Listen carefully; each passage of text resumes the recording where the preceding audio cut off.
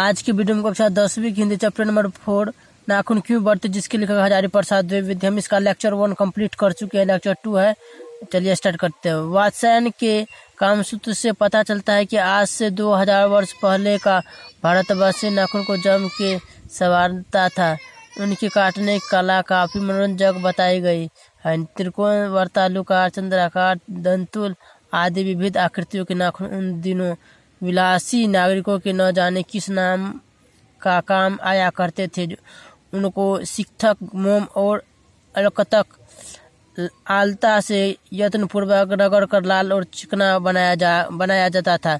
गौड़ देश के लोग उन दिनों बड़े बड़े नखों को पसंद करते थे और दाक्षिणात्य लोग छोटे नखों को। अपनी अपनी रुचि है देश की भी और काल की भी, लेकिन समस्त अधोगामिनी वृत्तियों को और नीचे खींचने वाली वस्तुओं को भारतवर्ष ने मनुष्योचित बनाए हैं। यह बात चाहूँ भी तो भूल नहीं सकता। मानव शरीर का अध्ययन करने वाले प्राणी विज्ञानों का निश्चित मत है कि मानव चित्त की भांति मानव शरीर में भी बहुत सी अभ्यास जन्य सहज वृत्तियां रह गई है। दीर्घकाल तक उनकी आवश्यकता रही है। अतएव शरीर ने अपने भीतर एक ऐसा गुण पैदा कर लिया है कि वे वृत्तियां अनायास ही और शरीर के अनजाने में भी अपने आप काम करते हैं। नाखूनों का बढ़ना उसमें से एक है, केश का बढ़ना दूसरा, दांत का दोबारा उठना तीसरा है, पलकों का गिरना चौथा है। और असल में सहजात वृत्तियां अनजान स्मृतियों को ही कहते हैं। हमारी भाषा में इसके उदाहरण मिलते हैं। अगर आदमी अपने शरीर की, मन की और वाक की अनायास घटने वाली वृत्तियों के विषय में विचार करे तो उसे अपनी वास्तविक प्रवृत्तियां पहचानने में बहुत सहायता मिले। पर कौन सोचता है? सोचना तो क्या, उसे इतना भी पता नहीं चलता कि उसके भीतर नख बढ़ा लेने की जो सहजात वृत्ति है वह उसके पशुत्व का प्रमाण है। उन्हें काटने की जो प्रवृत्ति है वह उसकी मनुष्यता की निशानी है। और यद्यपि पशुत्व के चिन्ह उसके भीतर रह गए हैं, पर वह पशुत्व को छोड़ चुका है। पशु बनकर वह आगे नहीं बढ़ सकता, उसे कोई और रास्ता खोजना चाहिए। अस्त्र बढ़ाने की प्रवृत्ति मनुष्यता की विरोधनी है। चलते आगे।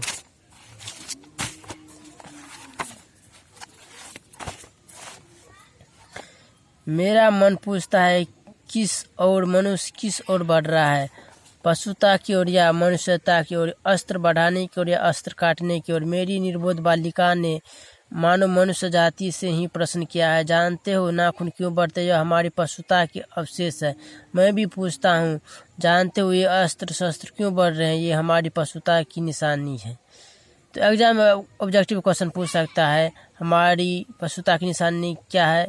तो नाखून का बढ़ना भी है। भारतीय भाषाओं में प्रायः ही अंग्रेजी के इंडिपेंडेंस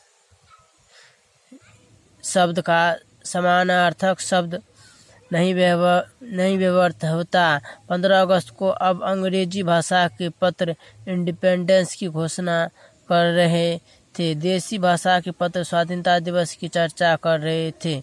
इंडिपेंडेंस का अर्थ है अधीनता या किसी की अधीनता का अभाव, पर स्वाधीनता शब्द का अर्थ है अपने ही अधीन रहना। अंग्रेजी में कहना हो तो सेल्फ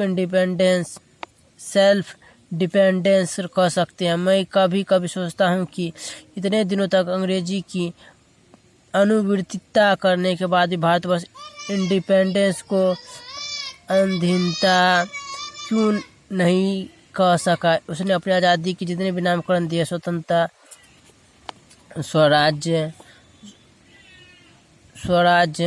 स्वाधीनता, उन सब में स्व का बंधन अवश्य रखा है। यह क्या संयोग की बात है, या हमारी समूची परंपरा ही अनजाने में हमारी भाषा के द्वारा प्रकट हो रही है। यहाँ तक के लिए आज मिलते हैं अगले वीडियो में। जो बचा है हम अगले वीडियो में कवर करेंगे। हमारा वीडियो अच्छा लगा हो तो हमारे चैनल को सब्सक्राइब जरूर करें।